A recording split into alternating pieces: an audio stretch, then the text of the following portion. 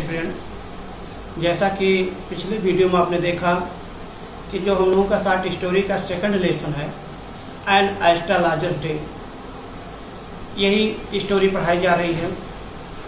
और अब तक हम लोगों ने इसमें देखा कि किस प्रकार से एक व्यक्ति जिसे बिल्कुल ही ज्योतिष का कोई ज्ञान नहीं था, लेकिन फिर भी वो कुछ कारण से अपना गांव छोड़ दिया है और वहां से दूर एक ऐसे कस्बे में है। वो सोचता है कि जहां उसे कोई पहचान न सके, और वहां जो मुख्य रूप से वो ज्योतिषी का काम कर रहा है, जिसे खुद ही ये नहीं मालूम है उसके जीवन के अगले क्षण क्या होने वाला है, फिर भी वो दूसरे के जीवन के विषय में बताता है। अनुभव के द्वारा उसका ये बताने का जो विध था, बताने की जो गुण था, वो बहुत तीव्र बना दिया। अनुभव उसे तीव्र बना दिया है। वह जीवन की उलझनों को, समस्याओं को बहुत आसानी से रीड कर लेता था। तो डियर स्टूडेंट, हम लोगों ने अब तक इस वीडियो में देखा है कि किस प्रकार से वो व्यक्ति यानी वो जो एस्ट्रोलॉजर है, किस प्रकार से एक इमली की शाखाओं के नीचे अपना सामान फैलाता है, यानी ज्योतिष से संबंधित जो तमाम प्रकार के इक्विपमेंट है वो फैलाता है। फिर जो है काफी भीड़ उसके सामने की सड़क से गुजरती है, तो कुछ उसमें से ज्योतिषी की तरफ भी आकर्षित होते हैं। फिर हम लोगों ने ये भी देखा कि किस तरीके से वह लगभग जिसके योग्य होता था उतना पारिश्रमिक उसको मिल जाता था, और जब शाम को जाता था घर पर तो जितनी उसकी योग्यता रहती थी उस हिसाब से उसे पारिश्रमिक के रूप में धन प्राप्त हो जाता था। तो इस प्रकार से ऐसे ही उसका जीवन चल रहा था। अब हम लोग यहाँ से देखेंगे, जहां तक पढ़े उसके आगे अब हम लोग देखेंगे बुक में। He had left his village without any previous thought or plan. He had left his village without any previous thought or plan. यानी बिना किसी पूर्व योजना के, बिना किसी पूर्व सोचने समझने या योजना के, बिना कुछ सोचे समझे या योजना बनाए उसने अपना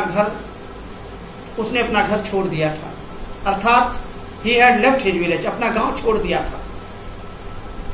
कोई योजना नहीं बनाया था, न तो उसने कोई चीज सोचा था कि हम क्या करेंगे, कहां जाएंगे, लेकिन बिना किसी योजना के वो अपना गांव छोड़ दिया था। If he had continued there, he would have carried on the work of his forefathers.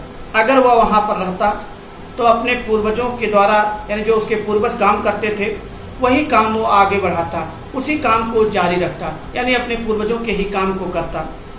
Namely tilling the land, जैसे खेत जोतना, लिविंग रहना, मैरिंग शादी करना, and ripening in his corn field, खेत में अनाज पैदा करना, फसल उगाना, एंड एंसेस्ट्रल होम, और अपने उसी पूर्वज के घर में रहना, जो उसके पूर्वजों का घर है उसी में रहना, खेती करना और अनाज पैदा करना, खेत जोतना, यही सब उसका एक सामान्य तरीके से काम होता। लेकिन ये तब होता जब वो अपने उस पूर्वज के घर में रहता, तो ही अपने पूर्वजों वाला ही काम करता जो उसके फोरफादर्स किया करते थे। But that was not to be, लेकिन ऐसा नहीं हुआ। He had to leave home without telling anyone, उसे बिना किसी से कहे, बिना किसी से बताए अपना घर छोड़ देना पड़ा।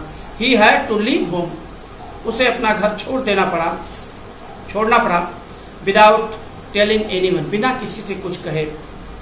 And he could not rest till he left it behind a couple of 100 miles, और वह तब तक नहीं रुका, तब तक आराम नहीं किया, अर्थात तब तक नहीं रुका, till he left it behind a couple of 100 miles, जब तक कि उसका गांव 200 मील पीछे नहीं छूट गया।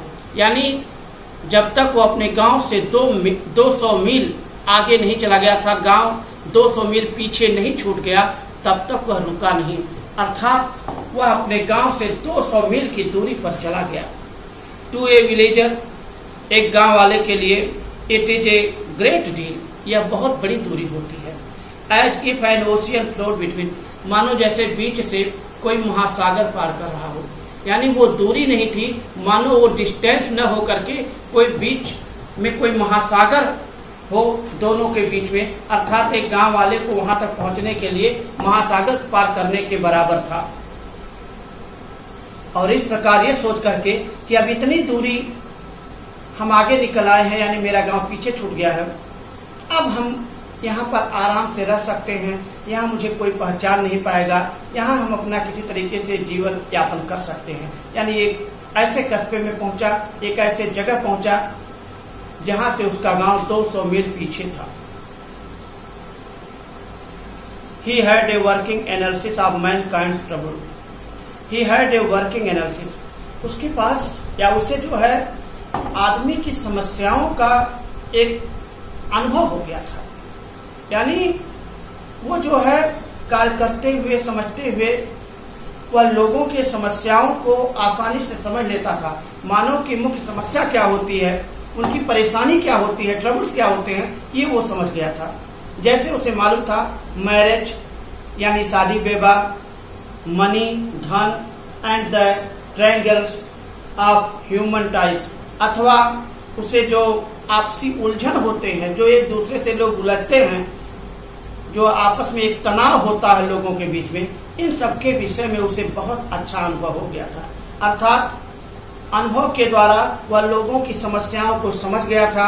शादी विवाह, धन दौलत या आपसी जो तनाव या जो परेशानियां होती हैं, उसके विषय में अच्छी तरीके से समझा था। Long practice had sharpened his perceptions, और लंबा प्रैक्टिस, लंबा अनुभव उसके इस तरीके से सोचने समझने की, महसूस करने की, अनुभूत करने की जो क्षमता थी, उसको और तेज कर दी थी। यानी लंबा अनुभव उसके इस अनुभूति को और तीव्र कर दिया था, और तेज कर दिया था। इतना तेज उसका अनुभव करने का वो था कि विद इन 5 मिनट्स, कि 5 मिनट के अंदर ही ही अंडरस्टूड व्हाट वाज ऑन, वो समझ लेता था कि समस्या क्या है। समस्या वो 5 मिनट के अंदर समझ जाता था। ही चार्ज 3 पाइस, वह 3 पाई लेता था पर क्वेश्चन, हर क्वेश्चन का 3 पाई लेता था, प्रत्येक क्वेश्चन का 3 पाई लेता था। And never open his mouth, और अपना मुंह तब तक नहीं खोलता था, till the other had spoken for at least 10 minutes, जब तक कि दूसरा 10 मिनट तक नहीं बोल लेता था। अर्थात जब तक सामने वाला 10 मिनट नहीं बोल लेता था, तब तक वो अपना मुंह नहीं खोलता था। Which provided him with enough steps, जिसके द्वारा उसे पर्याप्त स्टेप्स, यानी पर्याप्त रूप से उसके पास ये जो सलाह या मसौदा होता है या ऐसे मसाले मिल जाते थे, for a dozen answer and adviser, कि वह दर्जनों भर उत्तर और सलाह दे सकता था। यानी ये व्यक्ति ऐसा था कि तब तक अपना मुंह नहीं खोलता था जब तक कि सामने वाला 10 मिनट नहीं बोल लेता था, और उस 10 मिनट के बातचीत से वह इतना मसाला प्राप्त कर लेता था, इतना मटेरियल निकाल लेता था कि सामने वाले को अच्छा खासा वह दर्जनों भर उत्तर और अनुभव या सलाह दे सकता था। When he told the person before him, जब वह सामने वाले व्यक्ति से कहता था, gazing at his palm, उसके हथेली को घूरते हुए, एकटक देखते हुए, निहारते हुए कहता था, In many ways you are not getting the fullest result for your efforts, कि अनेक तरीके से तुम्हारे प्रयास का तुम्हें पूरा फल नहीं मिल रहा है। यानी जितना तुम प्रयास कर रहे हो उतना फल तुम्हें नहीं मिल रहा है। 9 out of 10 were disposed to agree with him, ये सुनकर 10 में से 9 लोग, 10 क्लाइंट से लगभग 9 लोग कम से कम इस बात से सहमत हो जाते थे। लगभग ये बात अगर किसी से कहा जाए जितना तुम परिश्रम कर रहे हो उतना तुम्हें फल नहीं मिला, तो लगभग हर लोग इस बात से सहमत होते हैं। सभी लोग कहते हैं जितना परिश्रम कर रहे हो उतना फल नहीं मिला, तो लगभग 10 में से 9 लोग तो इससे सहमत ही हो जाते थे।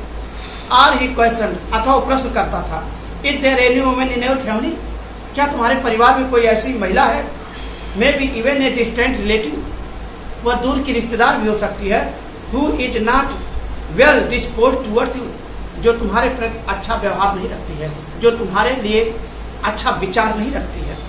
Are he gave an analysis of character, अथवा चरित्र की व्याख्या करता था। चरित्र के विषय में वर्णन करता था, बताता था। Most of your troubles are due to your nature, तुम्हारी अनेक कठिनाइयां तुम्हारे नेचर, तुम्हारे प्रकृति के कारण है। फिर वो कहता था, how can you be otherwise with Saturn where he is, तुम बदल भी कैसे सकते हो जब शनि यहां है। यानी हाथ को देखते हुए कहता था कि जब शनि यहां बैठे हैं, इस जगह पर हैं, तो तुम अपने आप को बदल भी कैसे सकते हो। You have an impetuous nature or a rough exterior, तुम बहुत ही चंचल दिखाई देते हो या ऊपर से खराब लगते हो। यानी तुम्हारे अंदर चंचलता है या ऊपर से तुम खराब लगते हो। This endeared him to their hearts immediately, और जब ऐसा कहता था तो ये बात या इस बात को सुन करके सामने वाले के हृदय में इसके प्रति एक प्यारा सा स्थान बन जाता था। जब एक किसी से कहता था तुम ऊपर से केवल खराब लगते हो और अंदर से बहुत अच्छे हो, तुम्हारा स्वभाव चंचल है, तो लगभग हर लोगों के अंदर इसका एक प्रेम, एक इसके प्रति लोगों के अंदर एक अच्छा विचार बन जाता था। For even the mildest of us loves to think that he has a forbidding exterior, अथवा ये कहना कि तुम ऊपर से खराब लगते हो या तुम्हारे अंदर के भाव बहुत अच्छे हैं, केवल बाहर की खराबी तुम्हारे, बाहर से लोग तुम्हें ऐसा एहसास करते हैं, समझते हैं। तो ये भाव जब वह किसी के सामने रखता था तो लोगों के अंदर एक प्यारा सा, एक बहुत ही अच्छा लोगों के हृदय में अपना जगह बना लेता था। एक बार पुनः थोड़ा सा इसको देखते हैं। You have an impetuous nature that A rough exterior hitch endeared him to their hearts immediately, for even the mildest of us loves to think that he has a forbidding exterior। यानी ऊपर से तुम खराब लगते हो, बाहर से तुम खराब हो, लेकिन अंदर से तुम्हारा हृदय बहुत अच्छा है। इस प्रकार जब वो किसी के सामने बात रखता था तो बहुत ही सुंदर प्यारा सा उसके हृदय में, सामने वाले के हृदय में एक स्थान बना लेता था। और इस प्रकार ऐसे ही लोगों से, अपने क्लाइंट से ऐसे ही एक अनुमान विधि से ये लोगों को उत्तर दिया करता था, ये बताता था। और इस प्रकार ऐसे प्रतिदिन की उसकी प्रक्रिया चलती थी, प्रतिदिन ऐसे वो करता था।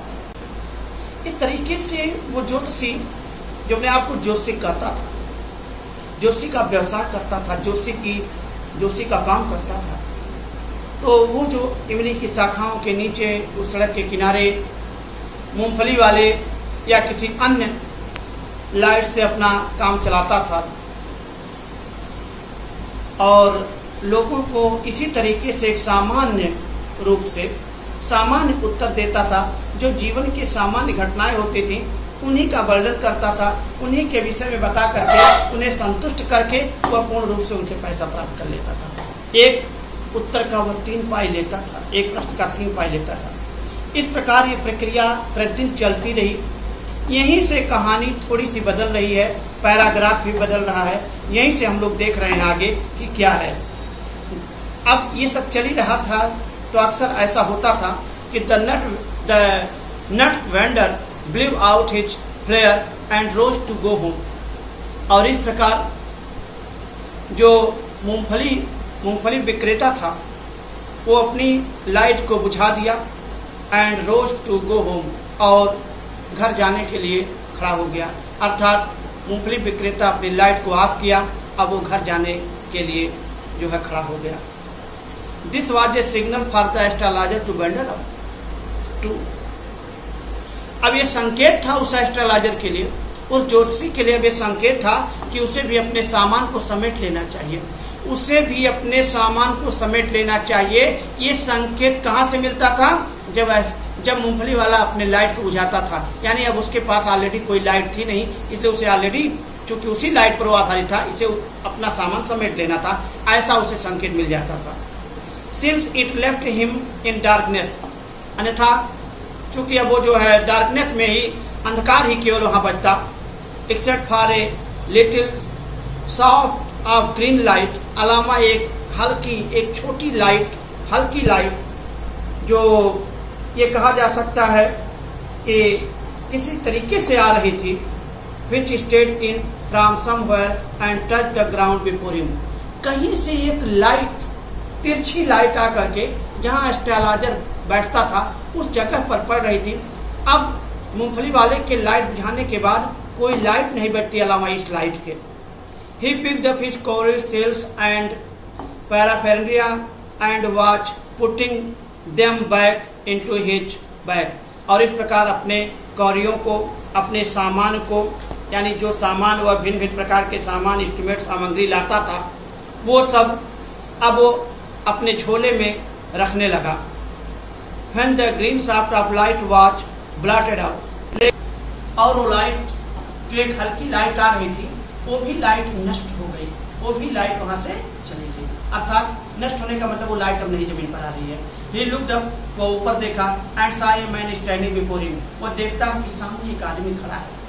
He sensed a powerful client and said, वह उसे एक अनुमानित ग्राहक समझ करके उससे कहा, You look so careworn, कहता है कि तुम बड़े चिंतित दिखाई देते हो।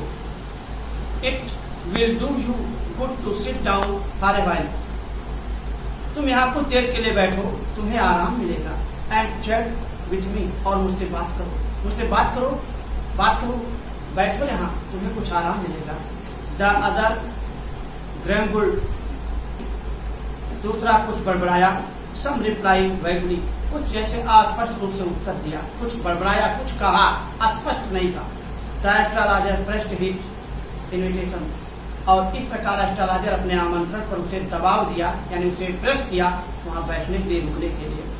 Whereupon the other thrust his palm under his nose, उधर दूसरा उसके नाक के नीचे अपनी हथेली लगा दिया, यह कहते हुए, You call yourself an astrologer, क्या तुम अपने आप को एस्ट्रोलॉजर कहते हो? The astrologer felt challenged and said, और इस प्रकार एस्ट्रोलॉजर को लगा कि ये तो उसके लिए चैलेंज है, चुनौती है, और उससे कहा, Placing the other palm towards the green shaft of light, उसके हाथ को उस नीली प्रकाश की तरफ झटकते हुए, हटाते हुए, परिवर्तित करते हुए कहा, Yours is a nature, तुम्हारा स्वभाव ही ऐसा है, तुम्हारा स्वभाव ही कुछ ऐसा है। Oh stop that, oh रुको, दादा से दूसरे ने कहा, यानी जो आदमी आया था वो कहता है, यानी कहा, Tell me somewhat worthwhile, यानी कुछ काम की चीज बताओ, कुछ ऐसी चीज बताओ जो महत्वपूर्ण हो, यानी मैं तुमसे कुछ महत्वपूर्ण चीज जानना चाहता हूँ, उसके विषय तुम मुझे बताओ, जो वर्थवाइल हो, जो कुछ काम की चीज हो, इंपॉर्टेंट चीज हो, वो तुम मुझे बताओ। और इस प्रकार एस्ट्रोलॉजर के ऊपर वो दबाव देता है कि तुम मुझे कुछ खास या काम की चीज बताओ। अब एस्ट्रोलॉजर और उन दोनों के बीच आगे क्या बातचीत होती है, क्या कहता है एस्ट्रोलॉजर इसके बदले में, और इस प्रकार आगे की कहानी को हम लोग अगले वीडियो में देखेंगे। इस वीडियो में बस इतना ही। Thank you.